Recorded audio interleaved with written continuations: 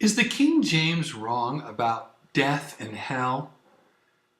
After all I've said about the new Bibles removing the word hell and some of the words about hell, I was amazed to find a new accusation, at least to me.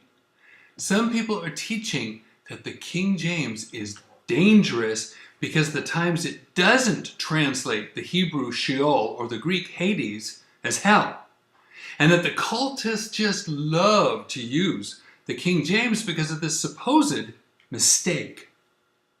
Is it true? Is the King James Bible a goldmine for groups that don't believe in hell? What's the real story? Do you want to know? Hi, I'm David Daniels from Chick Publications. First, I actually heard a scholarly guy claim, quote, Hades is not the grave.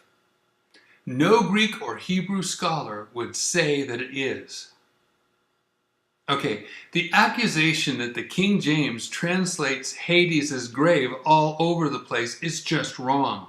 Hades only appears in the New Testament 11 times. And 10 times of the 11, it's translated hell. Just one time it is translated grave. Do you know when that is? 1 Corinthians 15:55. O death, where is thy sting? O grave, where is thy victory? This is not talking about rescuing people from punishment in hell, is it? Of course not.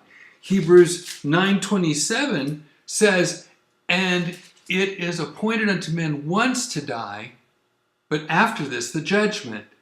So everyone will be judged after they die.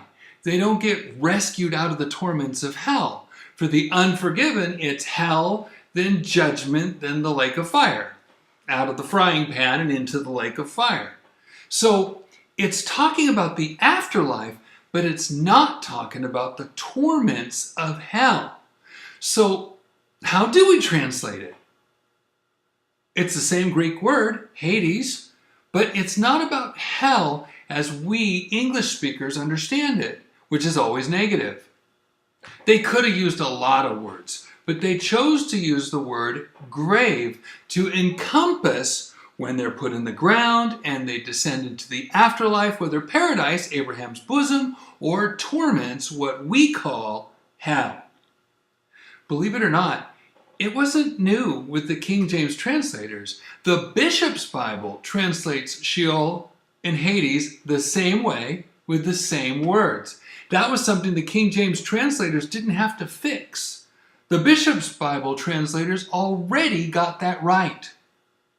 1 Corinthians 15:55 is a direct reference to Hosea 13:14. Quote, I will ransom them from the power of the grave. I will redeem them from death. O death, I will be thy plagues. O grave, I will be thy destruction. Grave, of course, is Sheol. And now we come to the Hebrew side. God never promised to ransom people from torments in hell. But from death itself? From the afterlife, still apart from God? Absolutely. That was their hope. Without the cross and forgiveness of sins and being granted Christ's righteousness, they could not go to heaven. So literally, without the gospel, they could not be made perfect. That's why it says in Hebrews chapter 11, verses 39 to 40, and these all, having obtained a good report through faith, received not the promise. God, having provided some better thing for us, that they without us should not be made perfect. So they stayed in the grave, the afterlife, but not in the torment of hell, until Jesus set the captive free and led captivity captive. Psalm 68:18 and Ephesians 4:8. Okay, you say. You proved how some people translated Hades as the grave in that one New Testament verse, but what about the 31 verses in the Old Testament that Sheol was translated the grave? Great question. Totally fair. So let's look at the very first time the King James translators ever translated Sheol as the grave. Turn to Genesis 37:35. And all his sons and all his daughters rose up to comfort him, but he refused to be comforted. And he said, For I will go down into the grave unto my son mourning. Thus his father wept for him. The word for grave here is Sheol. But are there any other English translations that are willing to translate Sheol as the grave in this verse? Yes. Sheol was translated the grave in over 15 translations, including the NIV, 1984 and 2011, the New Living Translation, 1996, 2004, 2007, the New King James, and 5 Jewish Bibles, including the Complete Jewish Bible by David H. Stern, and the JPS, the Jewish Publication Society, 1917, the Rabbi Isaac Leeser Bible, 1853, over 15 translations, 5 of them Jewish, that had no problems based on context of defining Sheol as the grave. And I doubt that anyone would argue that they weren't scholars.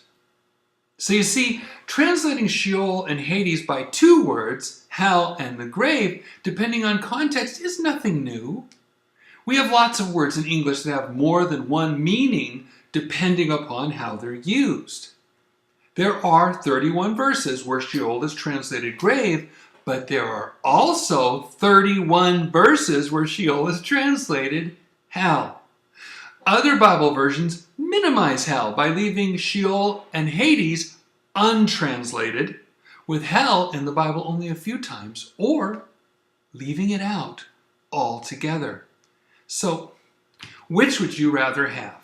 A Bible that removes hell altogether and refuses to translate the Hebrew Sheol and the Greek Hades, or one that has a lot of hell in it?